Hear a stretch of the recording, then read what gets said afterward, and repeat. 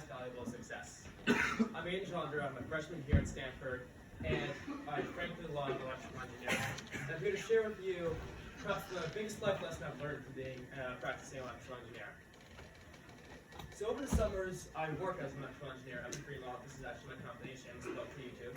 And every Monday we get new assignments in the hardware team. And as the intern, I would always get the last assignment, I always get the worst one. And so on a particular week towards the end of my internship, going into my junior year of high school, not college, high school, not yet, high school, I remember we went around and I got a job that I knew would fail. The assignment was to test the chip in a context that I knew it would fail, but part of me, I wasn't scared. I knew that the chip would fail, but my coworkers all knew it would fail, and my boss knew it would fail. I just had the busy work. And so at the end of we would have that assignment for a week, and at the end of that week, we would have to write up a report and submit it at the Friday meeting. So what I did the entire week is I said, well, you know what I'm going to do? I'm not going to focus on why this chip failed, but I'm going to focus on how we can make it better. So with no attachment, with no real risk of looking bad, I wrote the 10-page thing, 1 page of why it failed, and 9 pages of how we can make it right. Didn't really think much of it at the time because it was just in the effort of making things better. As engineers, we want to make things better, and I tried to make it better. Fast forward a few weeks, I'm entering my junior year, and within the first 2 weeks, as I'm sure most of us here have experienced, junior year sucks. Junior year is really hard. And so I remember it came down to a very binary choice. I could either take a push, which I'm sure some of us have taken, which is a very hard class, or continue something that I was comfortable with, playing basketball. And so when I had this choice, I chose a push because a small part of me, my father's a history buff, and a small part of me really wants to be like him always. He's my inspiration, he's the guy I look up to always. I ask him for advice all the time, and I wanted to be like him. I wanted to be like my dad. I wanted to be a history buff. I wanted to know exactly everything about the Kennedys. I wanted to know every little niche part of history so I could talk about it and bring it up in discussions. So I took the class. And I was getting hammered. It was bad. I mean, I was never like a super good student. I consider myself a good student, but not the best. But I was getting hammered. I mean, in class discussions, I was silent. You guys, for the few of you here who know me, I am never silent. I was scared. I would duck out of the class, avoiding the teacher. I was getting bad grade after bad grade, but I did everything right, I thought. I would take notes in class. I would do the readings ahead of time. I would do my flashcards. I thought everything was right. And when I would get the bad grade at the end of every single week, I looked at the grade, frowned, heart broke a little bit, and never looked at it again. And so this continued for a little while. And I struggled, and I remember just on a whim, I said, you know what? I really don't think I did this bad. I got a 50 on one of the tests. I was like, no way I got a 50. There has to be something wrong, right? So I was like, you know what? Next week, I'm going to go into office hours. If I ever have to see a teacher outside of when I'm required to legally, just be this 1 week, this one time, never have to go back again. So I go to office hours. I go over the test with my teacher. And it ends up being really helpful, actually. It was hard. My ego was attached to this. I was scared. I had thought that I was supposed to be a smart kid. My dad was good at history, and here I was humbling myself to go in outside class to ask for help. And so I did.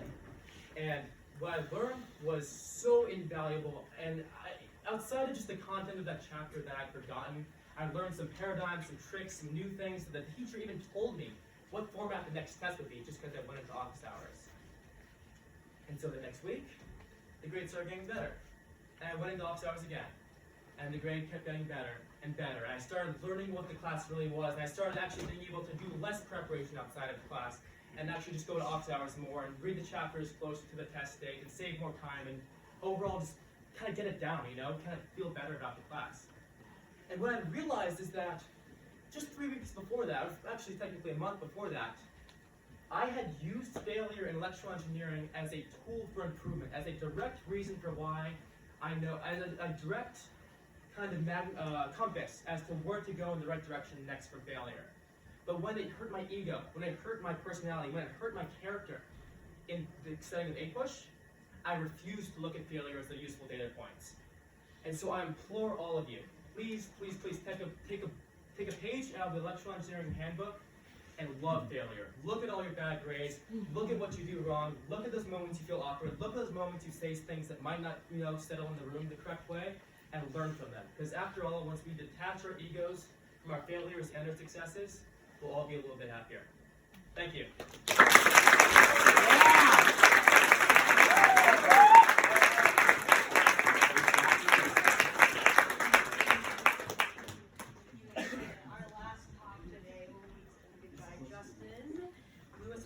His talk is Puppet or Person, Reconciling My Own Participation in a Broken World. Welcome on the stage, Justin. Yeah.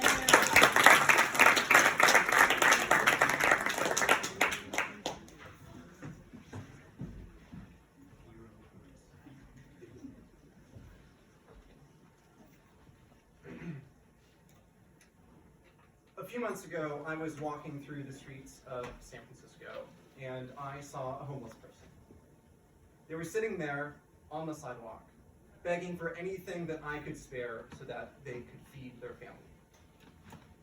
And as I've done countless times in countless cities, I looked at them once, stared straight ahead, and just walked by.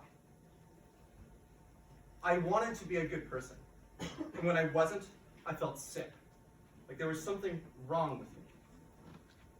But it would be impossible to give money to every homeless person. We have all done this, every single one of us. And we all share this moral sickness. But what if that dilemma is indicative of something larger? That I'm not sick, that you're not sick. But rather a society where we can't help everyone in need is itself fundamentally unwell. What if this problem is emerging from some very fundamental parts of civilization? That this unwellness is indicative of flaws in the axioms that we have built our society on. Let's talk about two axioms. This story has already shown us one, incentive misalignment. Incentive misalignment means what is good for you might not be good for me. And what is good for me might not be good for Jeff Ball. It's made life a set of rivalrous games, pitting human against human. Why? Let's imagine the equivalent scene some 20,000 years ago. I come upon a human in need and in pain. What would I have done? Well, because it was 20,000 years ago, they were probably a member of my tribe. By helping them, I helped myself. Because when that person was healthiest and happiest and most productive, they contributed the most to the tribe that I myself was a part of. What is good for me is good for him, is good for all of us. What's changed? Well, a lot has changed, certainly, in the last 20,000 years, but perhaps most importantly, we are no longer a tribal society. We no longer know and care and depend upon everyone we know and everyone around us. Social capital has been replaced with just capital. And that transition to currency is very profound. It reveals our second axiom. Currency forces us to take complex, robust things and reduce them to simple and fragile things. Let's take the example of a tree. A tree is complex. It produces oxygen for every living being. It houses birds in its branches and interacts with fungi and worms in the soil. It would be impossible to quantify the billions of chaotic influences of that tree. But how does society value that tree? Well, it doesn't. Unless, of course, you cut it down and turn it into a simple 2x4. Taking something complex and turning it into something simple. So simple that you can sell it. And what do we do with that 2x4? We build things with it. But the things we build are very unlike that tree. See, if you had a house and a forest and left them alone for 10,000 years, when you came back, the house would be gone. Its fragility subsumed by the laws of entropic decay.